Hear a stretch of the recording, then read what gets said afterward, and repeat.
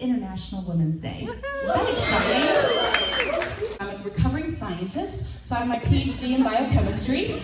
That's why the doctor that and I don't use it at all anymore. But it was 7 long years. I had 2 children. My first year, I did have my child out of wedlock, so we can talk about that too if you want to, but that's a whole other ball of wax. And I was told that I was never going to succeed as a graduate student now that I'm pregnant. I said, I will show you that I will. Because I am the mother of my children, and I do have to make this work. So we have some kind of transitions between having 1 child and 2 children. My second child is a special needs child, so when I had to try to do a transition from PhD to postdoc, I had to stay here in San Diego. He was living at Children's, figuratively, 3 or 4 times a week. We didn't know if he was going to thrive. He has cerebral palsy, he's autistic, mitochondrial disease. He could die any minute. That was when he was about 2 years old. So, that time that you're like, what do I do as a professional woman? Right? Do I do more with my family? Do I pursue my career? What do I do? So I was very blessed, and faith is very important in my life as well, so I'm very blessed, I use that word very carefully, of having an opportunity to go into K-12 outreach and be able to take my own time to do the things that I needed to do with my children, and then also create this program. And that, fast forward, created an opportunity to join the Jacobs School of Engineering. I taught engineering for about 3 years. I was doing a lot of commercialization of university technologies, from faculty to postdocs to undergrads to grad students. And I had my 3rd child, and I said, I need to stop a little bit. I need to be a mom for a little bit. But I called my mom. Is there a theme here? We stand on the shoulder of giants. She says, you cannot sit still. So why don't I pay for your MBA? I'll also pay for a nanny for Fridays and Saturdays when you have to go to school. Blessing again. And I got my MBA. During that time, 2010, I was overqualified. Who was trying to get a job in 2010 here? Yeah, hard, right? And that's when my father passed away as well. So I became an angel investor overnight because I did not know the amount of money that my father had amassed over his career. So in that kind of vein, he always thought that women could be 2 things. And I've said this many times, people have already seen my story. He thought we could sell ourselves on the street or be secretaries. So in his honor, again, I only invest in badass women who are launching and growing businesses. I'm Vivian Sayward, founder of Vivacity Sportswear, a sportswear company based here in San Diego. We design, it's women designing for women. So and I started this because after many years in corporate America, I'm the convert. I went from a career in biotech pharma, but I was not fulfilled. I mean, I had a great career. I really enjoyed it. I had great mentors, mostly mentors, by the way, and there's another theme here in the corporate world, which was interesting. But I didn't know what I wanted to do, and I come from a family like Silvia. I'm Latin American. My family's from Colombia, and my parents Venezuelan, and my parents are the epitome of the hardworking, coming to this country with nothing, building something, educating both myself and my brother, never saying no to so many obstacles that they faced.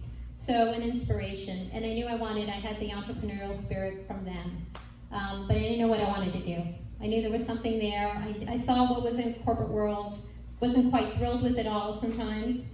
I saw how women are treated, how there was a lack of diversity, and still in so many ways. And for so many years, I was the only female Latina in the room, and that just didn't make sense. So one day I started playing golf. My husband's an avid golfer, and I just thought I'd join him, and I hated what was out there for women. I was offended by the way it was being marketed or not marketed to women. So my husband turned to me one day and said, I'm really tired of you complaining. Do something about it then. He was my muse. He hates me telling that story because he's like, I hope you don't think I'm saying something really, I'm really mean about it. But he has been one of my supporters. He's been a major supporter of what I've been doing. So I started this company knowing nothing about fashion, knowing nothing. I can't even sew a straight line or draw a straight line. But thankfully, there's an amazing community here in San Diego. I work with some amazing people. I work with small businesses, mostly female-run, by the way, who do amazing work here. and now expanding into Mexico. We started in golf, and we've expanded out to resorts, cruise lines, and have sold all throughout the world. So, yeah. Hi, my name's Rena Dale. So, being an entrepreneur has been in my blood since the day I was born. I was born and raised in a motel. My parents, bought a motel when they came from London in San Francisco. Sorry, I'm a little nervous, and I have notes and whatnot. Don't We're all usually do good. this.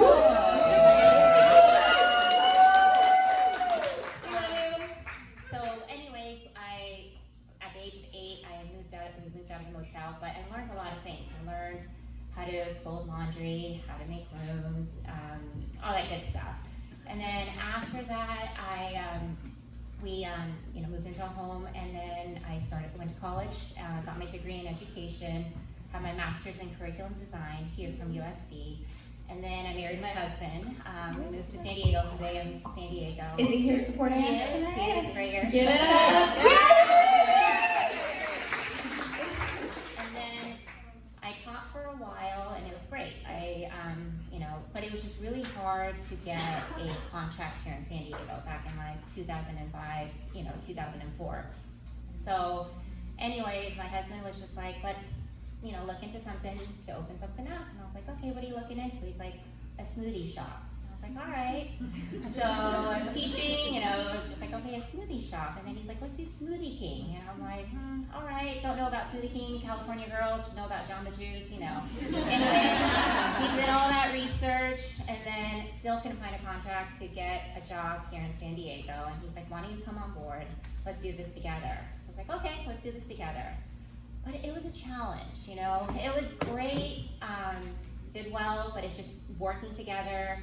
It was just, and teaching was my thing, kind of missed that. Anyways, after that, we opened up another shop with 2 Smoothie Kings here in San Diego. Had my daughter, Nadia, who's here too. Hello. And then I had my son. And I still, in the back of my head, was like, I still want to teach, still want to go into, something in education. And I always had the preschool, owning a preschool in my mind, always. In the back of my head, I always said it to him, to my family. I'm like, I'm going to do this one of these days. And I'm like, okay. Anyways, I was just like, then I became a stay-at-home mom. Then my husband and I formed a management company for the hospitality, so went back to our roots. Because he was actually, that's a coincidence here, but he was also raised in a motel. So then did that, and I was just like, all right, and then we had another child with a 6-year-old. And I was like, all right, it's time. It's time. I don't want to go back from 10 years from now and be like, what if? I'm comfortable, but I'm like, I still have this dream inside me. I went to school for a very long time, and now it's my turn to pursue my dream. So that's where I stand. Thank you. So hi, I'm Diana Park Alford. I've been in sales management for, oh my gosh, I don't want to age myself, but that's okay, like over 25 years. My first job was on Rodeo Drive at Gucci, where I learned a lot of things of how to spend a lot of money on handbags and shoes. That never went away. But it's kind of funny because I used to be that person that would think that the grass was always greener on the other side. So I did a lot of job shopping and like hopping to other places. And it just made me feel good, like, oh, I'm in demand, maybe somebody else wants me, what can I do? What I recognized was every job lasted probably 2 years, and then relationships lasted 3 years, until I met my husband now, so I'm on almost 15 years, okay?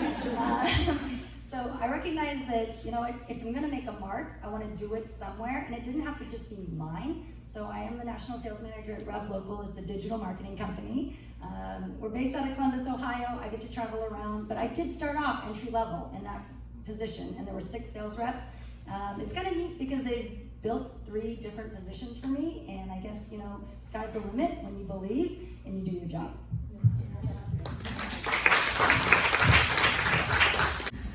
Hi everyone, my name is Morgan Graham. I am currently Partner and Chief Experience Officer at Experiences for Mankind.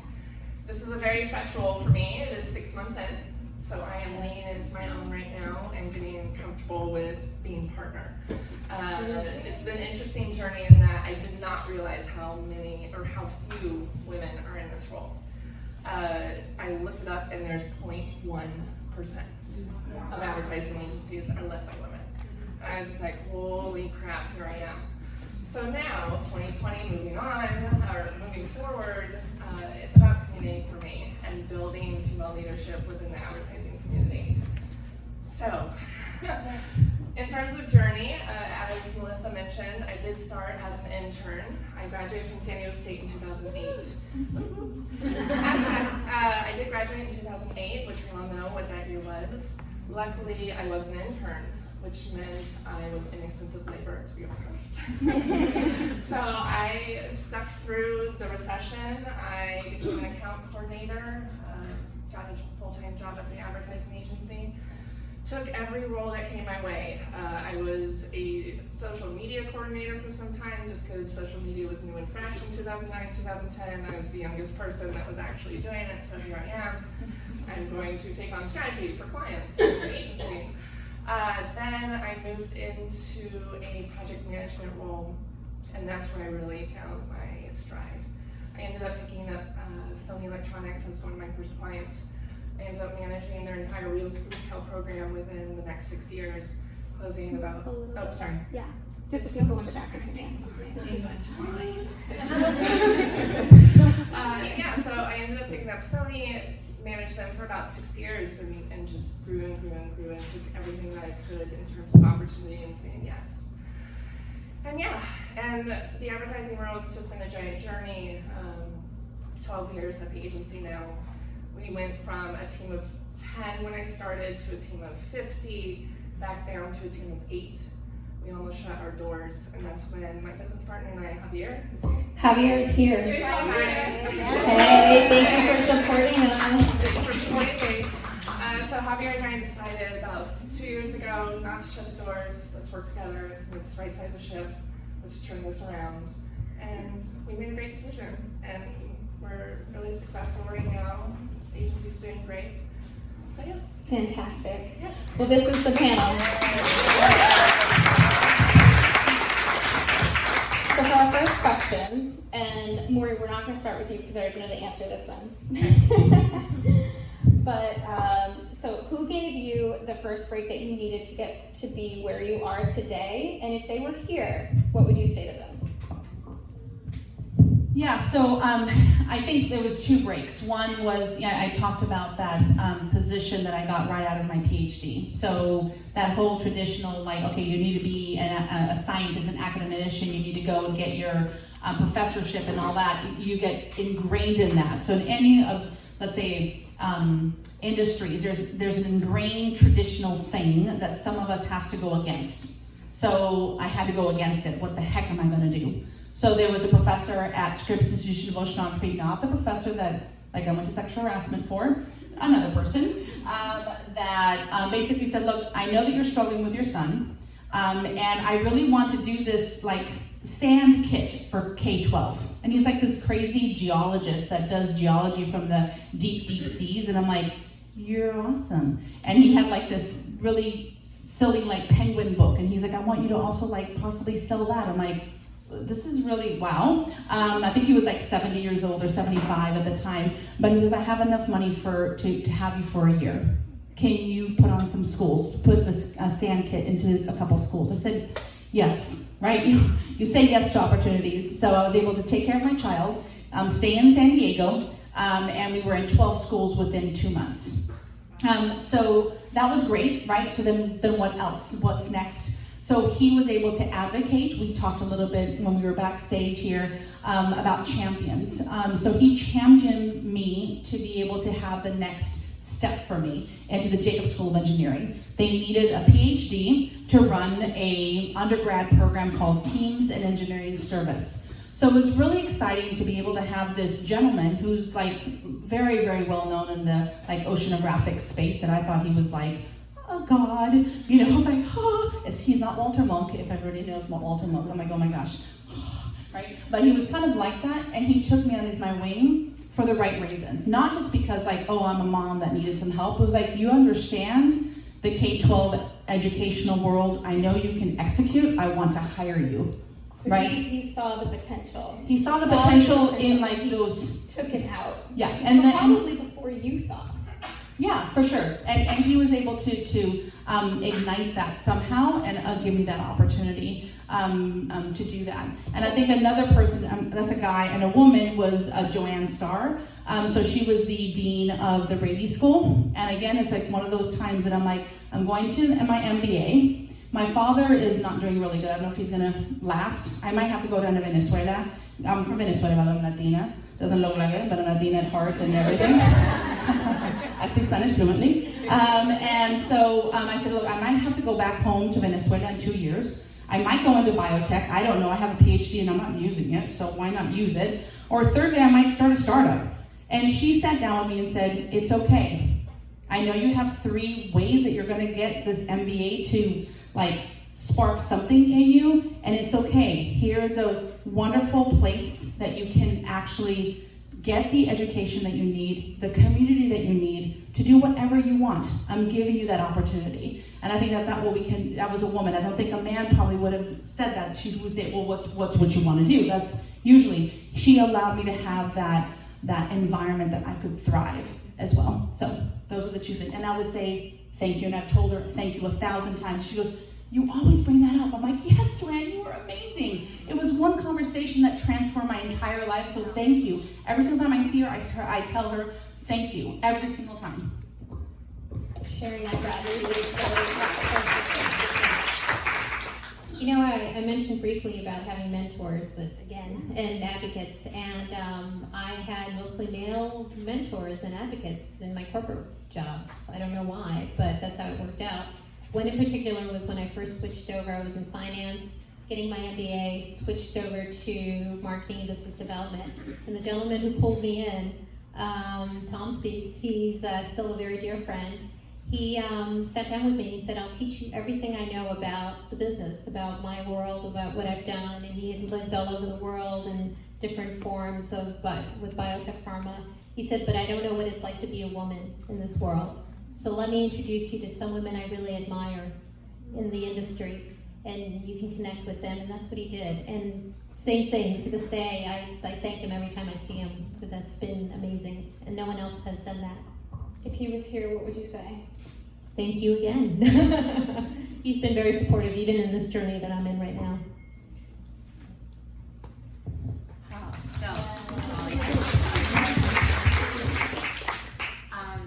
For me, it sounds cheesy, but my mom, she has supported me from the beginning. I lost my dad 7 years ago, so it's a little tough. I'm an only child, but he was very supportive as well, and would be so proud of me right now. But my mom always guided me. It was always like, you know what, I got married young, I didn't get to do a lot of things when I was younger. Do what you gotta do. Go out there, change the world. Till this day, I mean, because of her, I kind of moved forward and was like, okay, I'm in this comfort zone right now. You know, we have our business, the kids are good, I'm gonna stay at home. You know, I can still go work out, et cetera, et cetera. But, you know, she's like, you still want to do this preschool thing? What's going on, you know? And I was like, yeah, no, you're right, Mom. She's like, let's do it, come on. And then at the same time, my husband came on board too and has been like, come on, let's do this. Like, we got this, you know? And I think those two being by my side, even though I don't see it every day, I'm very grateful for that. Yeah. If there's a couple of tears, I'll be okay with that. There's one thing I said, I want to see laughs, tears, and goosebumps tonight. Okay, maybe I can make you laugh then. So I'd say to the guy 37 years ago, when I was like 7 years old on the playground, that made fun of me for being Asian, and when I was, you know, back then Koreans, we weren't really cool. So when you, I don't know if we're cool now, but when you pick on somebody, when you go through that, so I know it's a little bit different of a spin, but I think he gave me my chance to recognize who I was, and then I didn't want to feel that way. So I was going to grow bigger and better. But then on a serious note, there was one lady, her name is Linda Barton. She challenged challenged me to take a position that I thought was beneath me. And she used indifference on me, taught me the indifference out there, that you don't always have to have everybody like who you are. And I think that really helped me to understand that I don't have to be a people pleaser. I have to challenge and push people or pull to work together. So I'd say thank her for teaching me indifference and knowing that you don't always have to be so soft, you can be tough.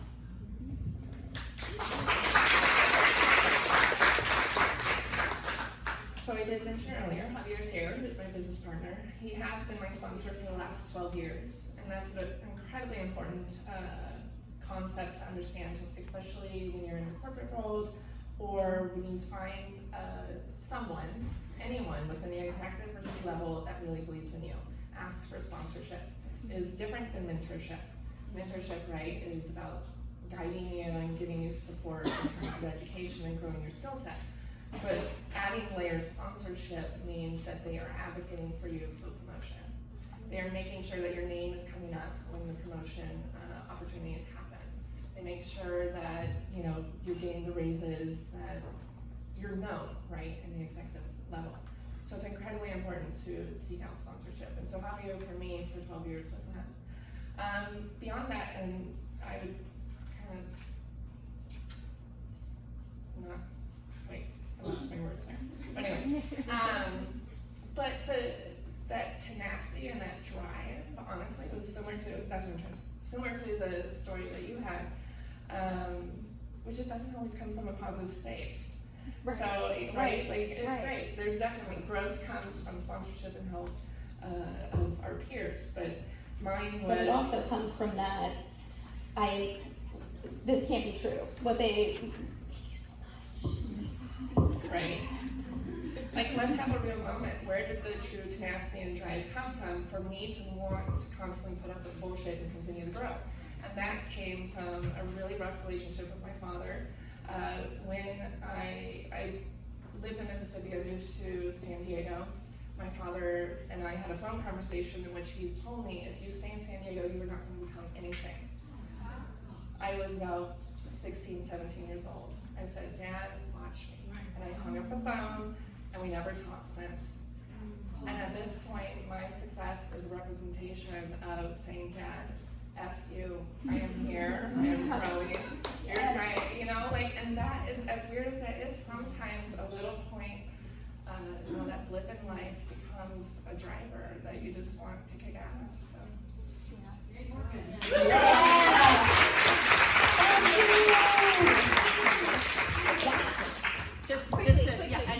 She's gonna go really fast, but the sponsorship in the entrepreneurial world is having a champion. So you have mentors and champions, I would say, just to kind of have that definition in the startup world. And in the startup world too, you've kind of seen here that a personal board of directors is really important when you're starting off a startup, or in the corporate world. Have a personal board of directors that challenges you, that supports you. It can be your mother and your champions and your sponsors. So I would, that's like a to-do for tonight or next week. Yes. Do you know what's that? Thank you.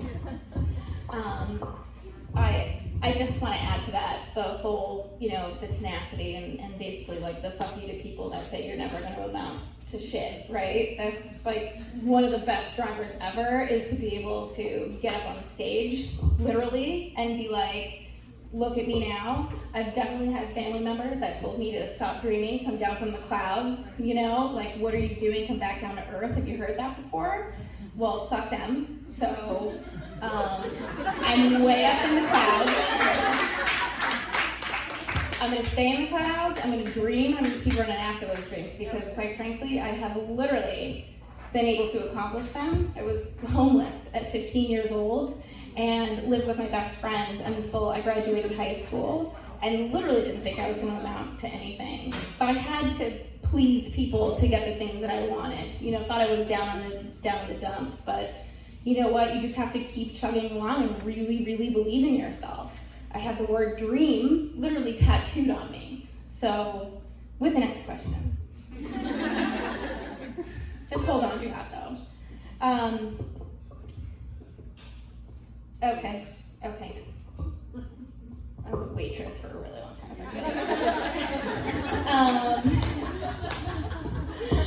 Okay, have you ever, with that same notion, right? Have you ever found it hard to find your voice, and how did you overcome that? And I'm gonna start with Maureen this time. Ooh. How many years I do? Yeah, that's her. There we go. Absolutely, yeah. It took me an incredibly long time to just not really care. I was gonna show up, here I am. Yeah. But it takes a right environment for you to get comfortable to that point. Showing up in your wisdom, realizing that you have wisdom to share and to say, and that your voice matters in the room. Especially, in advertising and marketing, a lot of times you are the only female voice. And I hate to say it, we're in 2020, and a lot of times I'm in meetings with complete male figureheads there. But it's all good. I would say, yeah, you gotta speak up, you gotta take your opportunity to speak up. Where did you, so you bounced around when you were in EFM. Was that through, what was that from? Was that you speaking up for yourself, being your own advocate, or did you just take the opportunities as they came? Give us a little bit into the step-by-step, how you got literally intern to the next thing. Was that you just speaking up and being like, I'll take it, I got it? Yes. Like with your ears open, listening for those opportunities? Oh yeah, 100%. And a lot of the opportunities I didn't necessarily know how to do. I just took them and figured it out. Google's a really great resource. I do SEO, so Yes! But in terms of role promotion, for me, it was a matter of growth point and then a trigger forward. So you're going to correct me, but I don't think I ever, to be transparent, I never really spoke up and said, hey, it's my time for a role change. It was more so growing into each of what I call ladders. As you step up in your role and continue to grow, you get to the point where the ladder's at the end. So you got to move forward and move on to different roles and positions in order to, Yeah, and so through that you found your voice. Oh, absolutely. Yeah. But ladies, it took probably 8 years, right? Yeah. 10 years to get really comfortable and realizing that you have wisdom and can mentor and discuss things. I think you just said something really important. Yeah. To realize that you have the wisdom. Right. To open your voice. Right. And realize that it's in you. You have it. Your wisdom is sitting right there. You can use it. You can open it. And what Diana said, and just kind of passing the mic that way. But you mentioned, I forgot her train of thought. But having your voice is. What was I saying? But now you have the mic, so you can take it. So for me, I'm always told that I don't have an inside voice, so I don't know that I've not had a voice or couldn't find it. I think good advice would be pick your own battles, because I know that we all have opinions on everything that we want to talk about out there, but if you select your battles and fight those fights wisely, then your voice is definitely heard more, though you're talking less on some of those topics out there. So I think that would be great advice. And my husband says I don't have an inside voice, so. So I think that's an important point that you just brought up is you might have a voice, but there's times that you should use it and not use it. Sometimes that is having a voice, is just not saying anything. Listening. Listening, I think, is it's a lost art sometimes. And in our age today, when I've seen a lot of times on email, for example, or texts, where people get very emotional and things go boom right away with that thought. And there's that interpretation that people may misinterpret and so forth. That can be a problem sometimes. So if there is conflict, there's always going to be conflict. You're not going to be friends with everybody. Not everyone's going to love you. You just have to kind of find out where are they coming from? There is conflict, and you are going to find conflict, whether work situations, school, whatever it may be. Listening, trying to understand where they're coming from. I think it's really important from that standpoint. I think for me, I'm a little bit different. I was not very boisterous growing up. Again, father figure, very strong in my household. Children should be seen and not heard. I was muted my whole life. I was called a silent rebel by my dad because he knew exactly what was going on in my brain, but I never said anything. I had to protect my sister, who's special needs, and I protected my mother. And if it meant like I had to speak up, then I'll speak up. But I usually didn't. I just basically protected them. And that was something that actually came out when I was going through my TEDx talk. My coach said, just write everything out. And I thought it was my dad, but it was actually protection of my sister. That I was just like, I just lost it. Like I was writing it all out for like 4 pages long. So I think my voice was something that was always inside of me, screaming to get out, and I couldn't. Even my high school senior year, I was wanted to be pregnant and barefoot by the end of college. That was kind of what people. Superlative? Yeah, that was something. I mean, it's Venezuela. Hello, it's not PC here in the United States. Like in the States, they'd be like, you can't say that. And like in Venezuela, it's like you can say whatever you want. You're gonna be pregnant. You're gonna be pregnant in 5 months, right? So anyway, so yes, thank you. So I was always deemed that way, that I was going to be pregnant and barefoot. So I went to college that way, came up to the United States, and I said, I'm not going to do that. And so I think that voice is really important. I'm very much of an introvert. If people who do know me, I love to read. Give me a book, I'm so excited to be there. But I think the last thing I wanted to say about a voice is that for me, it's still a journey, right? It's still a journey of finding my true voice. I'm even in this last year, I've gone more into thinking about my faith. I'm very faithful. I pray every single day. I have a whole list of my prayer list of all my colleagues in business, my friends as mothers, my children's friends. That's who I am. I never said it out loud. And now people are like, wow, you do? Wow, I didn't know that. So still I'm finding my voice in that. And I thought for so many years, my voice, I always said, it's not me, it's the people that I speak up for. It's for Latina women who never have a voice. For my mom who never had a voice. She was a Stanford grad CIA operative, and she was constantly muted by my father. I'm like, heck no. Like, you are amazing. We're writing her book because I'm giving her a voice. So I always thought it was giving other people's voices a way to go through me. And then I realized, wow, I do have my own voice, and I'm still trying to figure that out. So I would challenge you that if you're doing it for others, that's okay. It's about servant leadership. It's about putting your foot forwards for others, and that might be your voice, and that is okay. And you will find that internal voice coming out more and more, and you're like, oh, that was good. Or like, oh, I pray, that's okay too. And like, I'm a badass, and that's okay too. And, so that's just my little 2 cents there. Yeah. So I do have a quick question for you. So you said that you were quiet for a while. When did you start speaking up? I still don't think I speak up enough of myself. Bullshit. I just think that I will speak up for what is right. Yeah. Not for what is right for me. I will never do that because really there's nothing truly right for just me. I think that's one thing that's like part of my problem too, which is I've had to actually reel in my own voice, is because I feel like I have to speak up because who else is going to do it if I don't do it?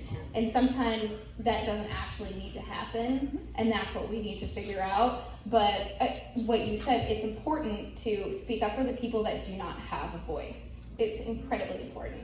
I was going to say something. Yeah. So I do SEO, and it's a male-dominated industry. Like everyone here that knows digital marketing, SEO is all dudes. It's some women, but and to have my voice heard in a global marketing agency is really hard. So what I've done is I've just let the work speak for itself a lot of times. And so I heard all you guys speak, and I wanted to wait to see if anyone would say it. And you guys all said amazing things, and everyone's so inspiring. But the thing is like for me to find my voice is just like letting the work speak for itself. Like doing the strategies, running the strategies, running the processes, and then letting the results just come in. You're shaking your head, yes? Yeah. Yes? Because digital marketing is like, it's like, there's so many experts and there's so many people saying like all these things, but like at the end of the day, nobody cares unless it's getting results. You can say what you were originally going to say. Nobody What? gives a shit. Nobody gives a shit unless you're getting sales, you're getting leads, because at the end of the day, that's all that matters. And my coworkers, they know, like, it's all, Emily, she does analytics, and at the end of the day, it's all about the dashboards that we build together, and it's like, we're getting results, you can listen to me or these 20 other guys saying all these other things and I'm doing it right, or you can listen to this one person who just happens to be a woman, and like she's running these strategies, and she's got this little voice, but you let your work speak volumes to me. That's like what So I'm gonna pass it to you, but I just also wanna- think I just heard your voice come out. Yeah. Oh. Oh. I have no problem with that. Honestly, it gets me in trouble. I was like really quiet for 5, and I finally said something. So Thank you, Nicole. Thank you. So I think one thing is we do a lot of research. Felina does a lot of research. We read a lot of books and stuff like that. Execution is awesome. These ladies already know that they execute every single day, and that is not the problem. We execute consistently, but then we execute to a fault sometimes. Right? We execute, want to be perfect. We want to be 99 correct until we do anything. Like, no, girls, like, you're 80% there, you're good, and have a voice, right?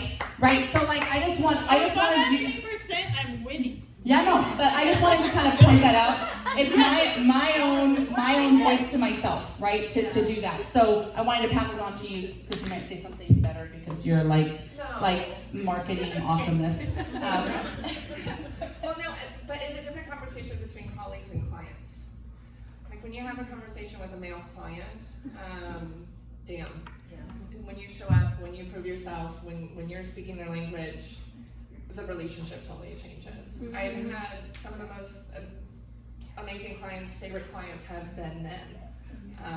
And absolutely, 10,000%.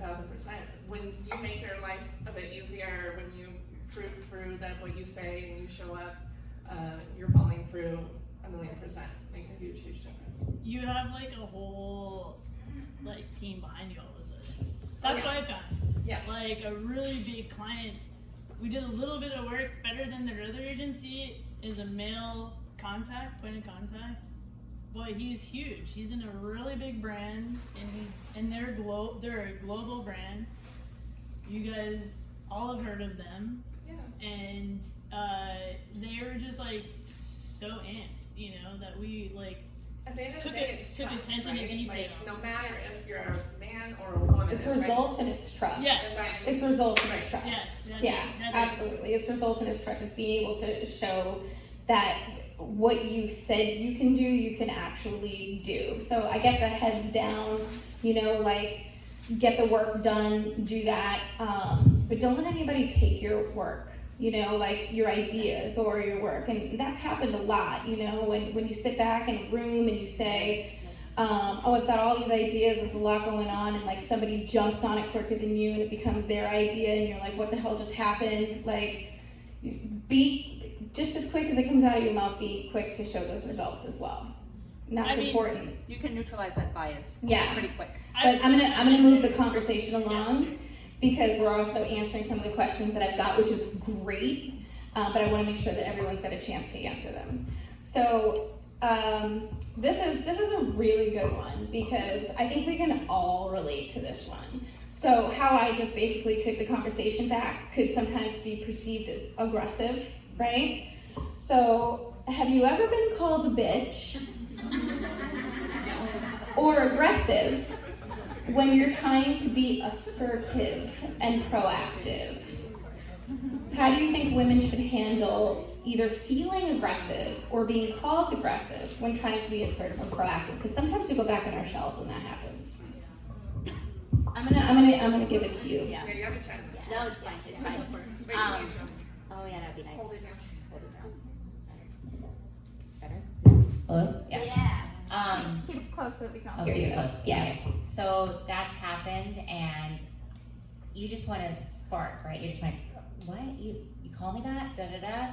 But I think for me, just to communicate, why did you say that? Like, what made you say that? You know, instead of kind of jumping in and be like, I mean, I've been called that many times, you know, but it's just like, why? You know, and In like a I'm the professional sparker. setting. I'm the you know? sparker. Like, in a going professional back- setting. Like Okay. when you're in a professional setting and somebody's like, whoa, like I'm not sure how to Yeah. handle her. She was just really bitchy or she was aggressive or whatever, and they kind of harp on the like bitchiness or the aggressive part of it when really you're just trying to be assertive and get things done.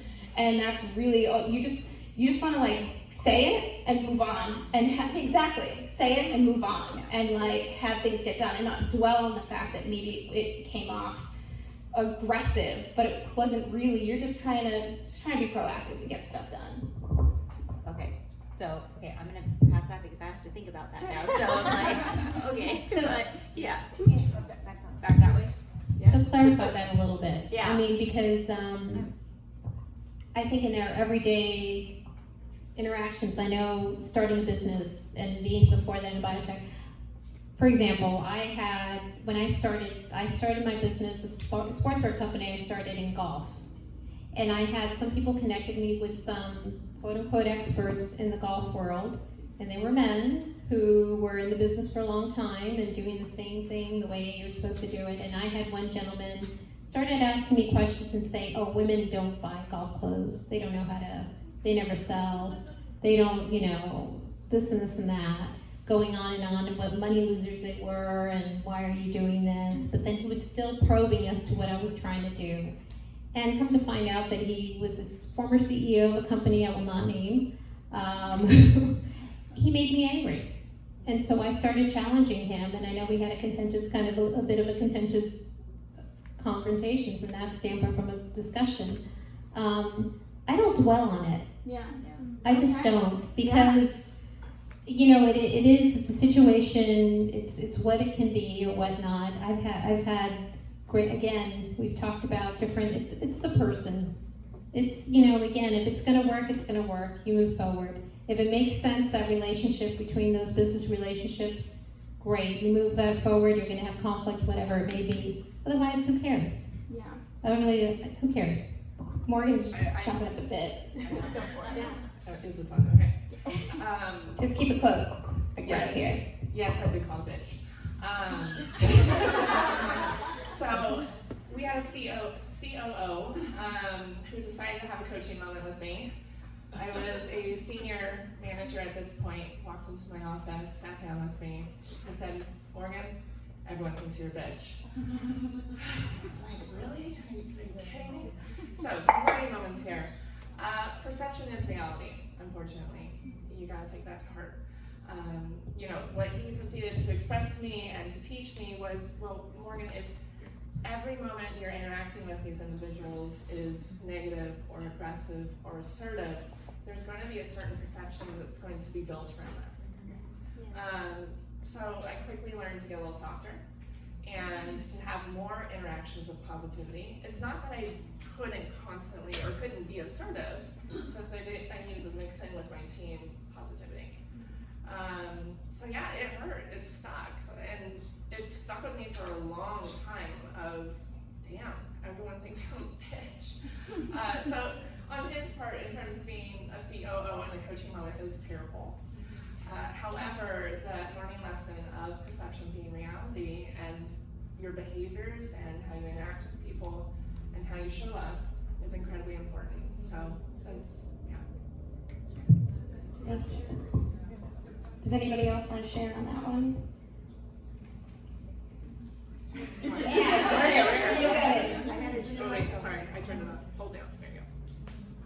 I manage 200 sales reps, so I'm sure I get called a bitch. But nobody says it to my face. And I think that when they stop talking about you, that's when you probably should be worried about things.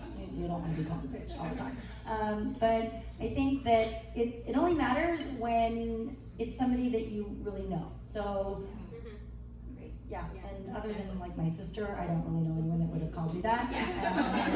So we just let it roll. We let it roll. You move on with ourselves. Like there's going to be teachable moments all over the place, and one of them might be that somebody doesn't like how you approach them. And whether it's a teachable moment for yourself or whether it is just understanding that you just butt heads and you gotta move on. So let it roll. I think like not letting that eat you up inside and not take away from your energy is one of the most important things. So we talked a lot about men, right? And I think one thing that all of us really want to get out is that we're here together to lift each other up. This is a safe space for females, which is fantastic, but we all of us agree that we have been arm in arm with our colleagues who are males. And one of the questions that I wanted to ask, and I'm not sure if this is gonna come out the best, but when it comes to working with men, right? Because sometimes women feel like we need to like surpass or like prove ourselves or whatever it might be. What do you want the audience to know? And I'll start, right? So for me, I think it goes back to what Nicole was saying, and it comes back to results, right? And it comes back to also what I said at the beginning, which was people are teachable, right? So my father thinks that I should be behind a desk and like a secretary for the rest of my life, which is completely fine, by the way. It's just not what I wanted to do. It was in the family business, and I left the family business.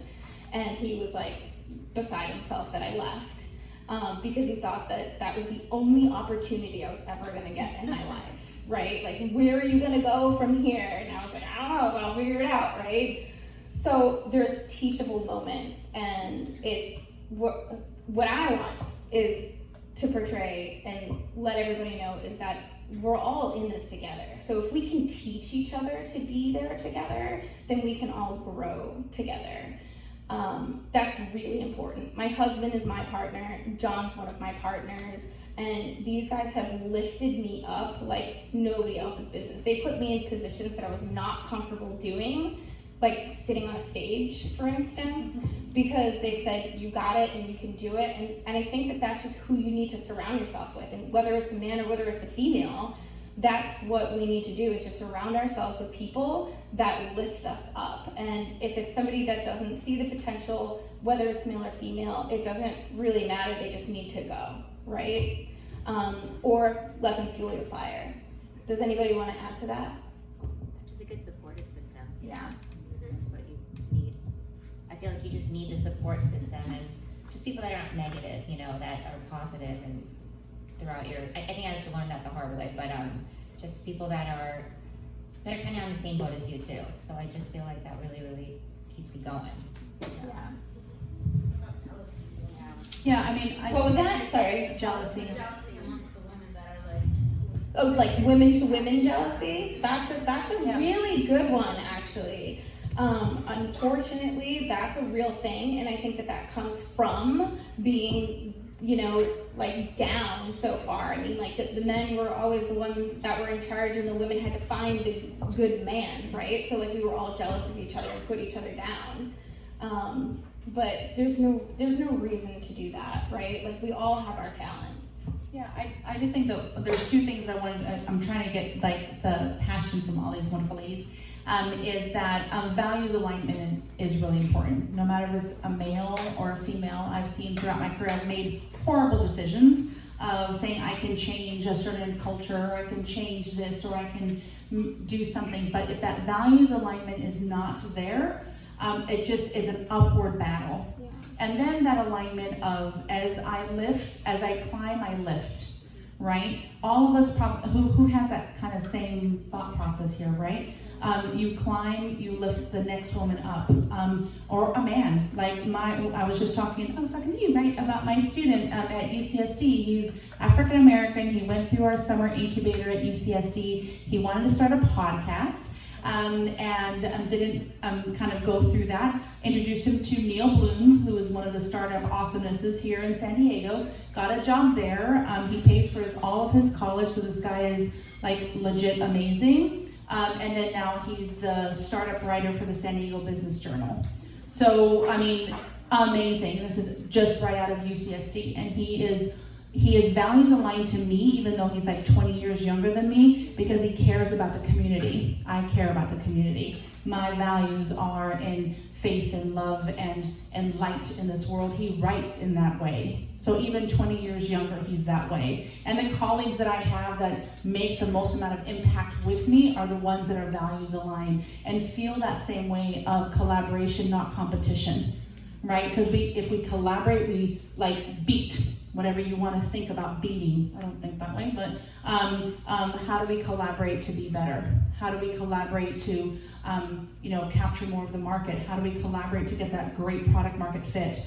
How do we collaborate to make San Diego better? That's what I kind of constantly do that. So I feel like all of the people that have come alongside me, and I've come alongside them, that's that glue, right? That keeps us together. And the other ones, I don't know if people call me bitch or not, I don't know, right? I just like literally my beeline, my North Star is light and love. Come alongside me. That's nice. So go ahead, sorry. I just want to say one thing. I mean, as far as I can't, again, I've been out of the corporate world for a while, and I saw that quite a bit. Quite honestly, we're stronger together versus by ourselves, right? How do we succeed? We succeed collectively. And I think to your point, having that vision, having those values aligned, I think that's really important. It's hard to do in a corporate setting sometimes, but I think aligning yourself with those folks that are looking at that way, and I think that's where you build it up and people lead by example. So I think if you're providing that example, that makes all the difference. So men, you're necessary, or they are necessary, I think. And I went into a role where I remember the first exec meeting, they were all men in there. And if you take the approach of, hey, I'm the only female in here, I do make jokes and say I think you might need some more estrogen in this room. But overall, why is there such a difference? For me, it's not I'm competing against another guy out there or a female. You do your job, and I guess if you don't recognize, hey, that's a male I'm up against compared to a female, I think that it just works out better that way because they're not the enemy, they're necessary, and sometimes we do better than them, sometimes they do better than us. So don't take that role, I think, of thinking, hey, and I love being up here with women, strong women in leadership, but at the same time, there's great men leaders out there, right? And we all have support systems too. So I just want to time check.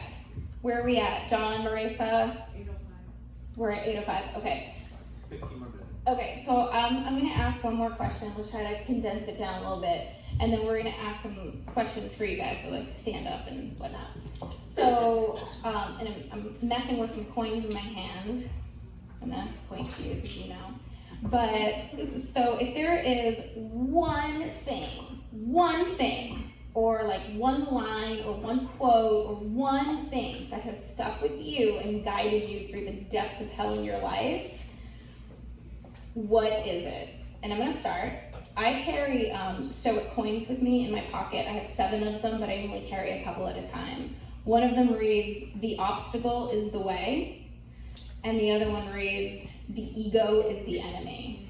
And I have to say that when you realize the obstacles that you're going through are just to make you stronger on the other side, that's incredibly important. And when you let your ego go and realize that, you're gonna be more successful that way.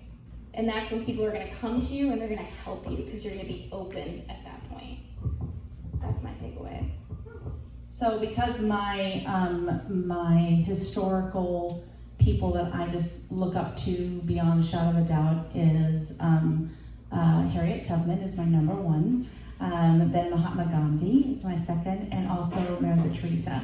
So those are the 3 of my rocks, right? So for me, the quote is, "Be the change you want to see in the world," because that kind of opens up your vision to, you can be that change, and you have people come alongside you, and that ripple effect allows you to be that change, and then other people will come alongside you, or that you create a community like this. This is such a beautiful community that we have tonight.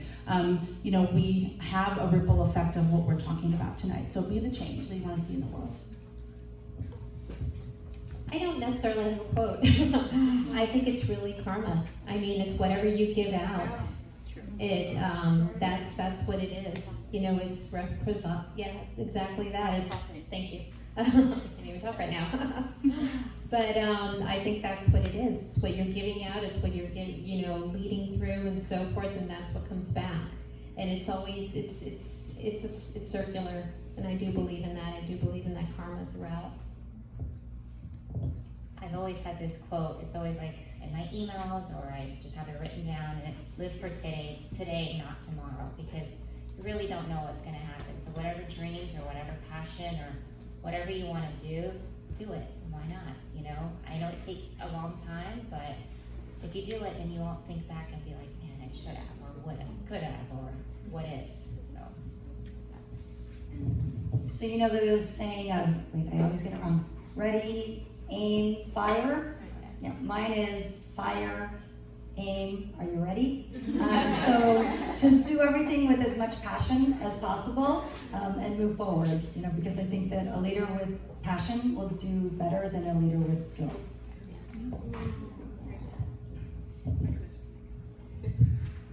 So I'm going to cheat a little bit. I'm going to have two. So one, as a leader, care. Just be the person who cares. And I can't say enough. Just it shows up in your work, right? And it shows up in your leadership. It shows up in your management skills. It's if you are the one in the room who cares the most, it will be seen. It will be heard. From a business leadership standpoint, in terms of running a company, everything happens for a reason. I let everything just roll off my shoulders, roll off my back, and just say everything happens for a reason. I didn't get that client, I didn't get that big account because something else is about to happen that didn't occur right now. So yeah. Perfect. Thank you, ladies.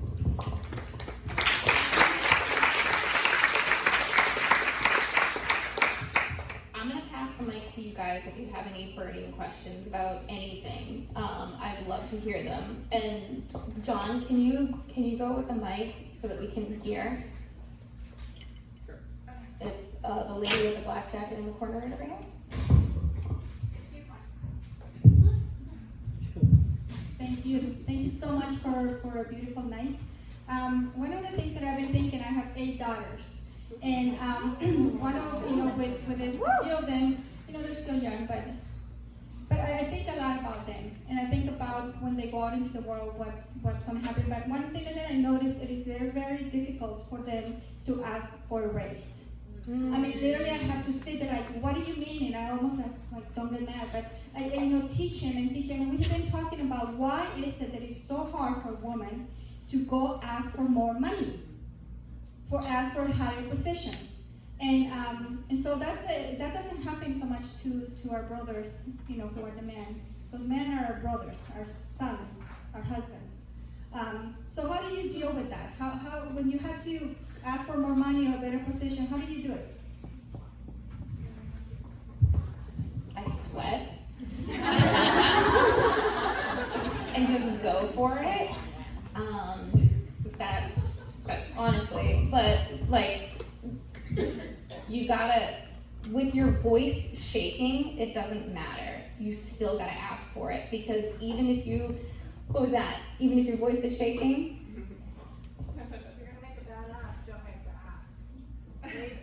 Say it louder. Don't make a bad ask.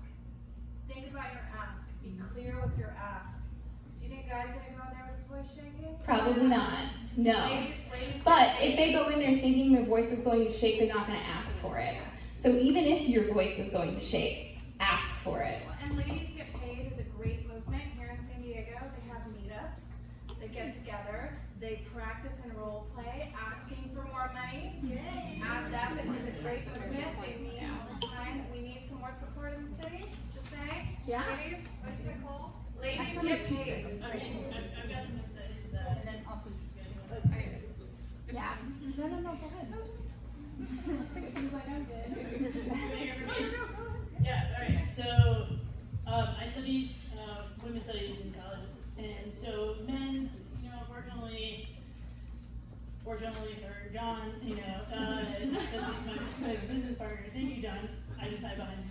I just tell him to no, but seriously, men, you know, everyone assumes that they know the answers to everything, and they don't. Women, on the other hand, people just assume they don't know the answers, so they have to prove themselves. So you have this like constant thing of like having to prove yourself. So you have to just come to this moment with yourself where you're like, no, I'm not proving myself. This is who I am. I know this shit, you know, like, pay me! So if you have that confidence behind you and you're like, yeah, I know this stuff. You know, I'm good at it. I'm good. And you just walk in there with that confidence and you're like, I'm not a man, I'm not a woman. I know this stuff and I know my stuff. So this is what I'm worth. You know, if you make the business case, but you have that confidence too, you know, and like we have a battle of this social construct against us that we're constantly battling. It's a mental play, whatever. We have to deal with it every day we wake up, but if you know it's a social construct, you can break out of that. So break out of the social construct every day. Yeah. I would just add one thing because I heard it a little bit here too, is that pick your battles. So I'm not a negotiation expert. I'm not a negotiation expert. There are experts out there, and so I don't want to have this like lens that I do know that. I just think that what we heard tonight was pick your battles. I know that whenever I go into negotiations, there's two things that I do, and I do a lot of it because I have to negotiate investments all the time. What's your valuation? Oh, it's like 30 million. Yeah, BS, right? It's not 30 million. Let's have this conversation. So really understanding the value that you bring in, know what you're going to negotiate. Say, okay, and even when I negotiate, I have a new job at USD, I knew that what I wanted to negotiate was to become a professor. I knew it was not coming in that way, and I said, but I want that. So I said, great that you're coming in, great, you're gonna hire me, I know. But I really want the professorship. How am I gonna get there? Tell me the next step that I can do, or can I come in this way? So that was something that I had this confidence of saying, that is my worth. And not that I'm not confident going everything's my worth right now, right? But I know my value, I know my worth in one thing, right? Of that specificity. And then know what you're gonna walk away from, right? Because it's a little bit of like a negative thing for us because we're really easy to say, if they do this, I'm going to walk away. Or if they get down to this, that's not negotiable for me. And it's good for us as in the female brain that we can have that let's say, salary or that the benefits or whatever that is that you're going to walk away, that's important also to have because then you can really anchor yourself there.